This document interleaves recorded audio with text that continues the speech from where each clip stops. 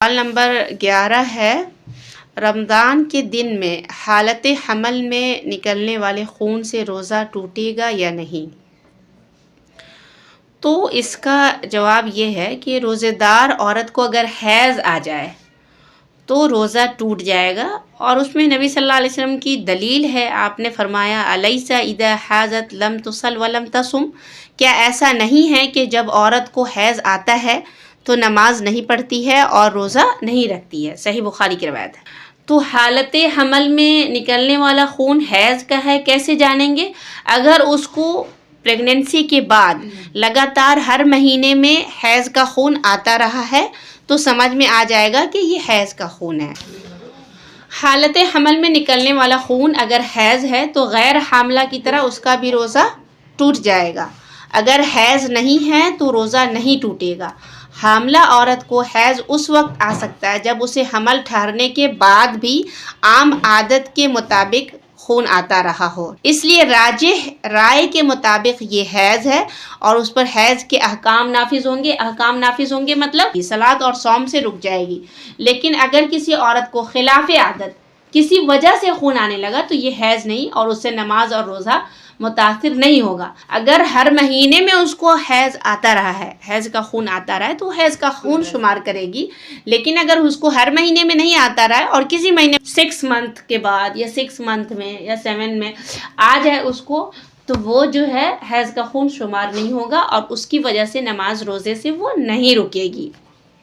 سوال نمبر 12 ہے، ایام حیض میں ایک دن خون آیا اور دوسرے دن نہیں آیا، ایسی حالت میں عورت کیا کرے؟ یعنی ایک دن خون آتا ہے، ایک دن نہیں آتا، ایک دن خون آتا ہے، ایک دن نہیں آتا ہے، پھر ایک دن خون آتا ہے، پھر ایک دن نہیں آتا ہے، تو کیا کرے؟ اس میں 2 قول ہے۔ ایک قول یہ ہے کہ جس دن خون آتا ہے اس دن وہ حیض کا شمار کرے اور پاک والے دن غسل کرے اور نماز روزہ کرے۔ اس طرح سے وہ 15 دن تک کر سکتی ہے۔ 15 دن کے بعد وہ استحاضہ کا خون ہوگا، بیماری کا خون ہوگا۔ یہ امام احمد بن حنبل کا مشہور مذہب ہے۔ لیکن دوسرے علماء نے کہا ہے کہ اگر ایک دن خون آ رہا ہے، ایک دن رک رہا ہے، اس کا مطلب یہ ہے کہ وہ تابع دن ہے، یعنی سب حیض کے ہی ایام ہیں۔ کسی وجہ سے بیماری کی وجہ سے ایک دن آ رہا ہے، ایک دن نہیں آ رہا ہے، تو ایسے 15 دن تک بھی وہ ویٹ کر سکتی ہے، مطلب رک سکتی ہے نماز روزے سے۔ سمجھ رہے ہیں؟ نمبر 13 ہے، پاکی سے پہلے حیض کے آخری ایام میں عورت کو خون کے آثار نظر نہیں آئے، خون کے آثار نظر نہیں آئے یعنی خون نہیں دکھے، خون کے آثار نظر نہیں آئے مطلب خون نہیں دکھے، کیا عورت اس دن روزہ رکھ سکتی ہے جبکہ سفیدی ابھی نہیں آئی ہے؟ تو بعض عورتوں کی طرح اگر اسے سفیدی آتی ہی نہیں تو وہ روزہ رکھے گی، لیکن اگر عام طور سے سفیدی آتی ہے تو اس کے آنے کا انتظار کرے گی اور اس کے نکلنے تک روزہ نہیں رکھ سکتی۔ یعنی گرچہ خون رک گیا ہے، جیسے 7 ڈیز کا اس کا ڈیٹ ہے یا 6 ڈیز کا ہے، مان لیا 5 ڈیز پہ خون کا آنا بند ہو گیا تو 6 دن وہ روزہ نہیں رکھے گی بلکہ سفیدی کے آنے کا انتظار کرے گی، اس کے بعد روزہ رکھے گی۔ سوال نمبر 14 ہے، معلمہ یا طالبہ، ٹھیک ہے، ٹیچر یا اسٹوڈنٹ، حالت حیض یا نفاس میں ضرورت کے وقت دیکھ کر یا زبانی قرآن کی تلاوت کر سکتی ہے یا نہیں؟ اس کا جواب ہے، معلمہ اور طالبہ حالت حیض و نفاس میں ضرورت کے وقت تلاوت کر سکتی ہے۔ اسی طرح اس حالت میں عورتیں دن رات کی مختلف دعائیں بھی پڑھ سکتی ہیں، لیکن اجر و ثواب کی تلاوت نہ کرنا اولیٰ و افضل ہے، اس لیے کہ اکثر اہل علم کے نزدیک حائضہ عورت کا تلاوت کرنا جائز نہیں ہے۔ تو اس مسئلہ میں علماء کی 2 رائے ہے، ٹھیک ہے، اختلاف پایا جاتا ہے۔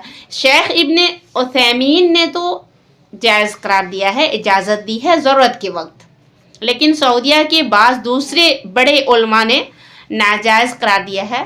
سعودیہ کے ایک بڑے عالم ہیں عبداللہ بن جبرین، انہوں نے کہا قرآن کو صرف پاک لوگ ہی چھو سکتے ہیں، کیونکہ قرآن میں آیا ہے لا یمسہ الا المطہرون، کہ قرآن کو صرف مطہر پاک لوگ ہی چھو سکتے ہیں۔ حائضہ عورت نہ تو اسے چھو سکتی ہے اور نہ ہی اس کی تلاوت کر سکتی ہے، اس لیے کہ قرآن کا مرتبہ بڑا بلند ہے اور نبی صلی اللہ علیہ وسلم نے فرمایا ہے، میں جنبی اور حائضہ کے لیے قرآن حلال نہیں کرتا۔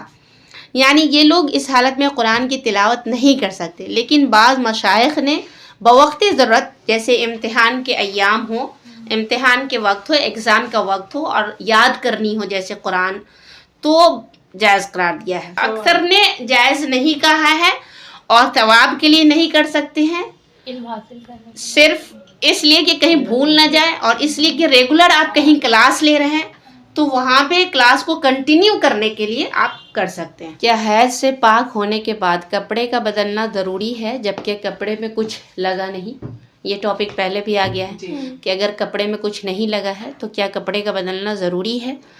اس کا آنسر ہے حیض سے پاک ہونے کے بعد کپڑے کا بدلنا ضروری نہیں، اس لیے کہ حیض سے بدن ناپاک نہیں ہوتا ہے، یعنی حیض کی وجہ سے عورت کی ذات، یعنی ظاہری حصہ، ظاہری طور پہ عورت کی ذات ناپاک نہیں ہوتی ہے۔ حیض کی وجہ سے عورت کی ذات ناپاک نہیں ہوتی ہے، اس کا تھوک اور پسینہ وغیرہ ناپاک ہو جائے ایسی بات نہیں ہے۔ حیض کی وجہ سے نجاست جو ہے حکمی ہوتی ہے، یعنی معنوی نجاست ہوتی ہے۔ ہم نے پڑھا ہے نا اس سے پہلے کہ عائشہ رضی اللہ عنہ کی روایت کی ایک ہی جگہ سے وہ پیتی تھی اور نبی صلی اللہ علیہ وسلم اسی جگہ سے منہ لگا کر پیتے تھے، یہ بتانے کے لیے کہ ناپاک نہیں ہوتا ہے، سمجھ رہے؟ صرف وہ جگہ ناپاک ہوتی ہے جہاں حیض کا خون لگتا ہے۔ آپ صلی اللہ علیہ وسلم نے عورتوں کو حکم دیا تھا کہ اگر ان کے کپڑوں میں حیض کا خون لگ جائے تو خون دھل کر اس میں نماز پڑھ لے۔ سوال نمبر 16 ہے، بعض عورتیں دوسرے رمضان کے آنے تک پچھلے رمضان کی قضا نہیں کرتی، ان پر کیا واجب ہے؟ ٹھیک ہے، اس تاخیر پر یعنی دیر کرنے کی وجہ سے اللہ سے توبہ کرنی چاہیے، اس لیے کہ رمضان کے روزوں کی قضا بنا کسی شرعی عذر کے دوسرے رمضان کے آنے تک مؤخر کرنا جائز نہیں ہے۔ عائشہ رضی اللہ عنہ فرماتی ہیں میرے اوپر رمضان کے روزے باقی رہتے تھے، میں شعبان میں ان کی قضا کر لیا کرتی تھی۔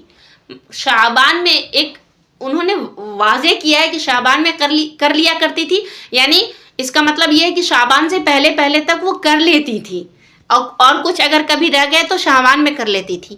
تو اس کا مطلب یہ ہے کہ رمضان سے پہلے کمپلیٹ کرنا ہے۔ اس حدیث سے پتہ چلتا ہے دوسرے رمضان کے بعد تک توڑے ہوئے روزوں کا مؤخر کرنا جائز نہیں، اس لیے یہ عورت اپنے کیے پر نادم ہو کر اللہ سے روئے، گر گرائے، معافی مانگے اور دوسرے رمضان کے آنے کے بعد چھوٹے ہوئے روزوں کی قضا کرے۔ یعنی اگر دوسرا رمضان بھی آ گیا، اس نے فرسٹ رمضان کے روزے نہیں رکھے تو اس کو اللہ تعالیٰ سے معافی مانگنی چاہیے، شرمندہ ہونا چاہیے، اور پھر دوسرے رمضان کے بعد ان روزوں کا بھی قضا کرنا چاہیے۔ سوال نمبر 17 ہے، عورت کو 1 بجے دن میں حیض آیا، اس وقت اس نے ظہر کی نماز نہیں پڑھی تھی، کیا پاک ہونے کے بعد ظہر کی نماز کی قضا ضروری ہے؟ ظہر کے وقت وہ حیضہ ہو گئی، نماز کا وقت داخل ہوا اور وہ حیضہ ہو گئی، تو کیا ظہر کی نماز بھی ضروری ہے؟ اس میں علماء نے کہا ہے کہ اگر عورت نے نماز نہیں پڑھی ہے تو اگر نہیں بھی پڑھے تو جائز ہے۔ کیوں؟ اس لیے کہ ظہر کا وقت ابھی باقی ہے، تو اس کے لیے عذر ہے کہ اس کو نماز پڑھنی تھی تو وہ تھوڑی دیر کے بعد پڑھتی، ابھی وقت تو باقی تھا، تو اس کے لیے عذر ہے۔ یہاں پہ ایک حدیث اور بھی ہے سامنے، نبی صلی اللہ علیہ وسلم نے کہا کہ جس نے عصر کی 1 رکعت پالی تو اس نے عصر پالی۔ اس سے پتہ چلتا ہے کہ ظہر کے وقت میں داخل ہونے کی وجہ سے ظہر کی نماز اس پر واجب ہو گئی، جب نبی صلی اللہ علیہ وسلم کی اس حدیث کو سامنے رکھتے ہیں، من ادرک رکعۃ من الصلاۃ فقد ادرک الصلاۃ، جس نے 1 رکعت پالی نماز کی، اس نے صلاۃ پالی۔ تو مطلب یہ کہ غروب شمس سے پہلے اگر عصر کا 1 رکعت کسی نے پالیا تو اس نے عصر پالی، یہ نبی صلی اللہ علیہ وسلم کا فرمان ہے۔ اس کا مطلب یہ ہے کہ عصر کی نماز اس پہ واجب ہو گئی۔ تو ہاں، 1 بجے ہے تو اگر قضا نماز واجب ہو گئی نا، واجب ہو گئی، اور بہتر یہی ہے، اولا اور احتیاط کا پہلو یہ ہے کہ اگر ظہر کے وقت میں عورت حائضہ ہوئی تو پاک ہونے کے بعد اس ظہر کے وقت کی قضا کرے، عصر کی نہ کر دے، جو کہ نمازوں کی قضا تو نہیں ہے، لیکن ظہر کے وقت کی قضا کرے۔ سوال نمبر 18 ہے، ولادت سے 1 یا 2 دن پہلے عورت کو خون آ گیا، کیا اس کی وجہ سے نماز روزہ چھوڑنا جائز ہے؟ ولادت مینس ڈلیوری، اچھا، ٹھیک ہے۔ تو اگر یہ مسئلہ پہلے بھی آ چکا ہے، اگر 1 یا 2 دن پہلے درد ذہ کے ساتھ، پین کے ساتھ اگر خون آئے تو وہ خون نفاس کا ہوگا، ٹھیک ہے، اس سے نماز روزہ چھوڑ دے گی، اور اگر خون کے بغیر آیا ہے، وداؤٹ پین آیا ہے، تو اس سے نماز روزہ نہیں چھوڑے گی، ٹھیک ہے۔ سوال نمبر 19 ہے، لوگوں کے ساتھ روزہ رکھنے کے لیے माने हैज गोलियों के इस्तेमाल के बारे में आपकी क्या राय है? हैद को रोकने वाली मेडिसिन दवा का इस्तेमाल करना कैसा है? तो इन्होंने बताया है, मोहम्मद बिन सालेह उसैमीन रहमहुल्लाह कहते हैं, मैं आपको उसके इस्तेमाल से मना करूँगा, इसलिए कि डॉक्टरों ने मुझे बताया है कि उससे सेहत पे मनफी असर पड़ता है, यानी मनफी मतलब निगेटिव असर पड़ता है, जिस्म को नुकसान पहुंचता है। आप लोग अल्लाह के फैसले पर राज़ी रहें, ये ऐसी चीज़ है जो बनाते हवा की किस्मत में लिख दी गई है, इसलिए पाकी में रोज़ा रखें और नापाकी में अल्लाह की मुक़द्दर करदा चीज़ों पर रज़ामंद होते हुए रोज़ा ना रखें। लेकिन जहाँ तक जवाज़ का मसला है तो ये जायज़ है, मतलब जायज़ है। अच्छा, जवाज़ उसी को बोलते हैं। सवाल नंबर 20 है, बाज़ औरतों का खून बराबर जारी रहता है, यानी जारी का मतलब होता है बहता रहता है, और कभी कभी बीच में 1 या 2 दिन के लिए रुक जाता है, उसके बाद फिर आने लगता है। ऐसी हालत में औरत नमाज, रोज़ा और दीगर इबादतें कैसे करेगी?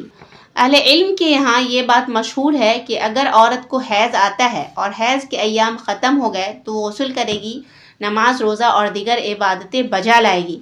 लेकिन 2 या 3 दिन के बाद जो खून आता है वो हैज़ नहीं, इसलिए कि बाज़ उलमा के नज़दीक पाकी की कम से कम मुद्दत 13 दिन है। कुछ अहले इल्म इस बात की तरफ गए हैं कि औरत को जब खून आए तो वो हैज़ है और जब पाक हो जाए तो वो तुर है, अगरचे दोनों हैज़। ये बात पहले भी गुजर गई है।